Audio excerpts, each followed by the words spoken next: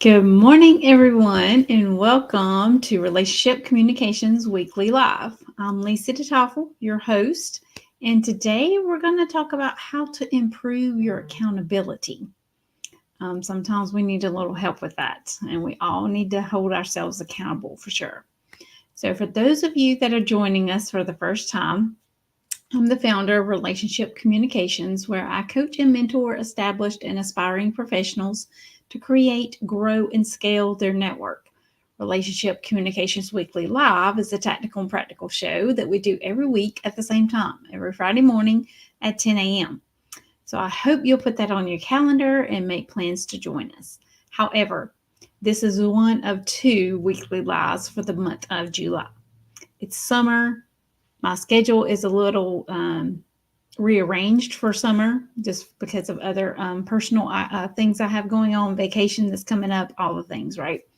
So we'll be doing it today, and the next one will be actually next week, the 19th. So today and the 19th of July are the only two weekly lives that we'll have in the month of July.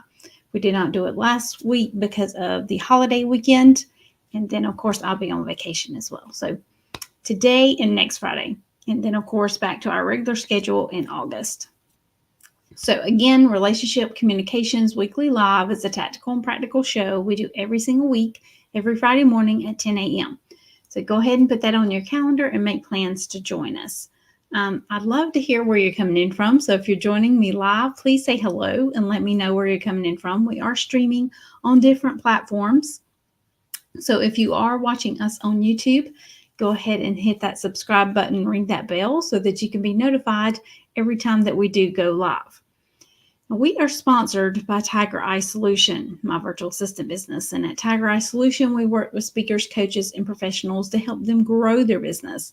We can take over the tedious task or the back end of their business so they can focus more on what they love to do and be the CEO within their business. And we do this virtually and in our online community. So before we dive into our topic today, I want to introduce myself because I know we have some new people. Lots of people have been joining our Facebook group. If you're not a part of our Facebook group, I invite you to head over to Facebook, type Relationship Communications in the search bar. It should come up. There's a banner at the top with my photo on it. We have over 500 people in that community. We are active in there. We ask questions. I go live. We interact with each other. We have coffee chats with each other. And if you are part of the community and you have not had a coffee chat with me, please do reach out and let's get that scheduled. So you can also learn about a lot of our different events that we have in that group as well, and about the VIP club. We also have a VIP club for relationship communications. So I invite you to come join us. It is a free community to be a part of, and we would love to have you in there with us.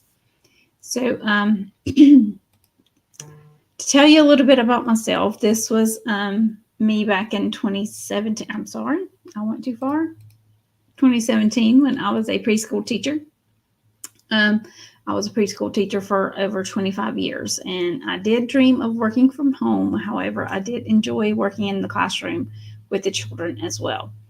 So I built a lot of different types of relationships during the 25 years I was a preschool teacher, not just with my coworkers and the children in the classroom, but with their parents, families, etc. We also learned about different countries. We had, I think in this particular classroom, we had 3 or 4 different countries represented. So we learned a lot of history and a lot of information on different countries as well. Now, it was a dream, like I said, of mine to work from home, but I had been through 2 messy divorces, and I've been a single mom twice. This is a photo of me and my children during one of those times that I was a single mom. So at that time, I didn't think it was possible to actually do something out on my own, right? Or try to work from home because, I was the primary breadwinner for my household. So it was definitely scary to actually take that type of a chance and do anything on my own. Then I met my husband in 2012, my husband Jeff, and we married in 2016. And that is when I actually saw the possibility of my dream coming true. However, it was not an easy task. And this is what my family looks like today. Of course, that's the whole family. And then this our new addition, baby Anakin, who was born 2 weeks ago.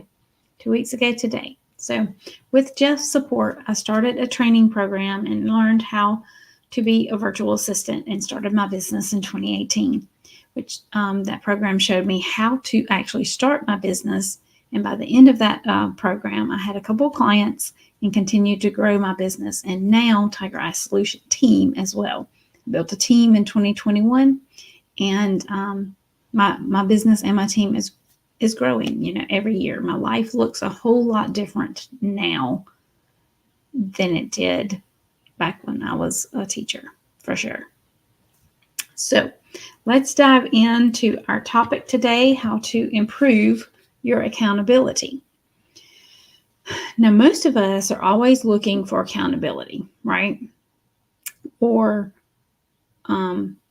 we say maybe we don't have enough accountability.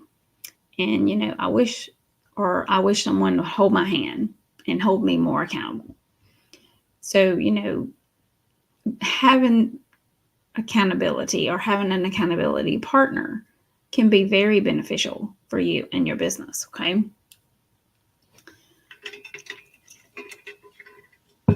So, what we may be saying is that we are not getting the things that matter most to us done.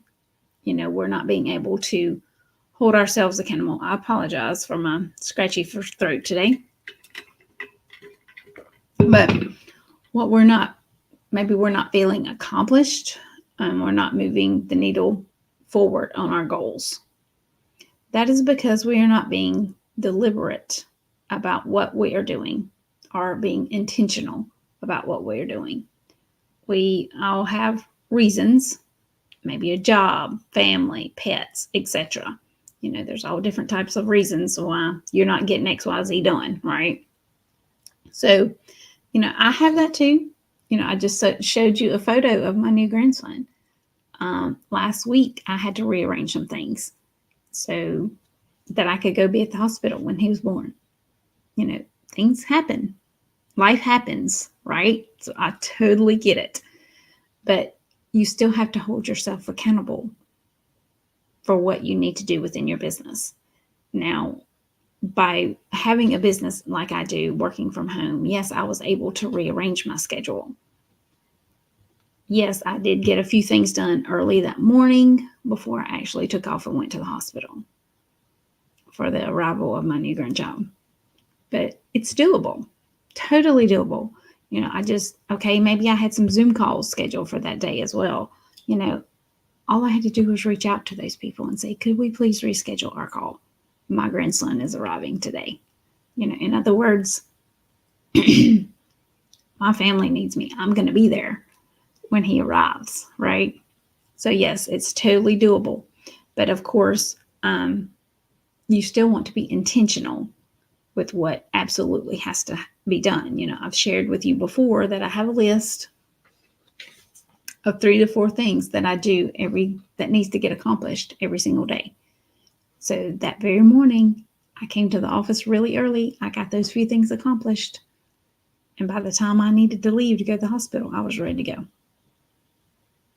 Now, did I not come back maybe and check emails later? Yes, of course I did. But that's okay. Make sure you get the most important things accomplished. Or if you have to reschedule things, as I did, take care of that as well. It's all doable, right? So, of course, we're not feeling accomplished and we're not moving the needle forward on our goals. That is because we're not being deliberate or intentional about what we are doing. And of course, we all have those reasons, right? I have them too, but we have to choose to be intentional with it, right? It's about putting, things through the filter, what's most important, and about the decisions that you make. Like, I want to do XYZ, but I don't have the money. But you could tell yourself that, No, I can't do that because it doesn't align with my financial goals and path, right? That I currently have set for myself in my business. Definition of accountability: the willingness to accept responsibility for one's actions. I'm going to repeat that. Accountability is the willingness to accept responsibility for one's actions. So accountability is inside you. You don't need to rely on anybody. You don't have to ask anyone to help you. But that could also be bad news as well, because it could be a little easier to doubt yourself. It could be easier to do it with someone else too, right? If you have someone else there to help hold you accountable. There is a system that you can put into place also that will help support you through accountability. I'll share an example with you, okay? Here's the thing. Website updates, okay? You may want to do XYZ, then you don't do it. Then we feel bad about not doing it, right? Then all that gibberish starts in your head, all those voices, and it becomes this hurtful cycle that we get into. When we are accountable to ourselves and we do what we say we're going to do, then the opposite occurs.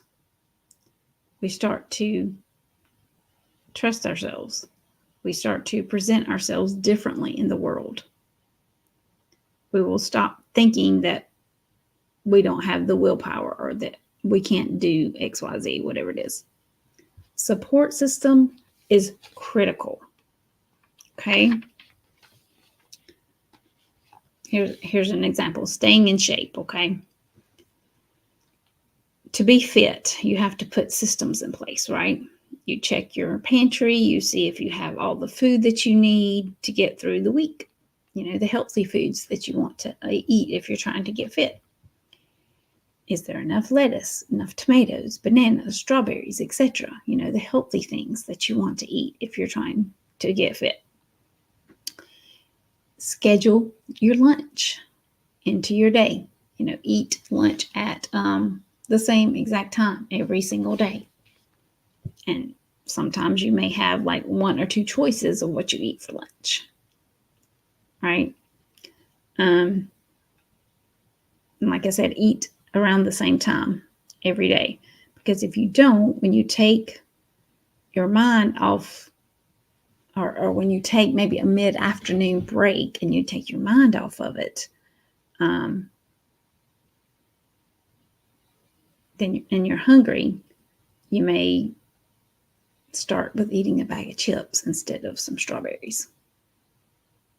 So which one's better for your trying to get fit? I don't think a bag of chips is going to help you, right? But if you want a snack, eating some strawberries would be beneficial, right?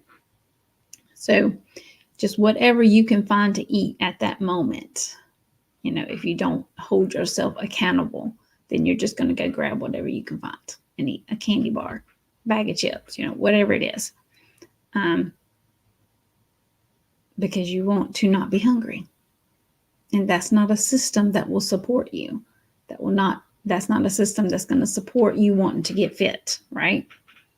So exercise should also be scheduled into your daily routine, because exercise is also going to help you get fit along with eating good food, right? Or specific kind of foods.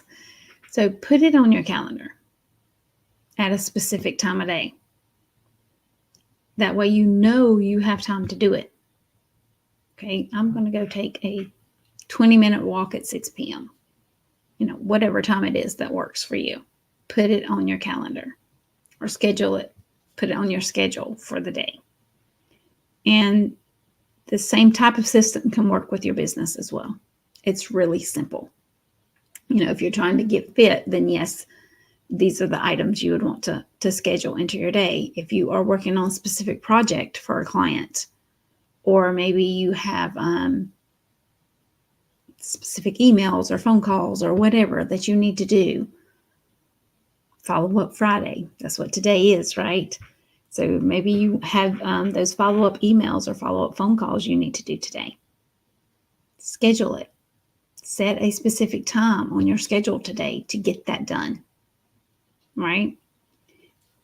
And it's just not easy. You just have to sit down and think about it, think it through, and determine the system or the schedule that will work best for you and your business. If you're trying to get fit, yes, you have to create the schedule that's going to work for you to do the things you need to do to get fit. In your business, it's the same thing. Whatever projects you're working on, or for follow-up Friday, whatever time of day is going to work best for you to do your follow-up, then schedule it, right? And how are you going to hold yourself accountable? Sometimes getting an accountability partner is helpful. That's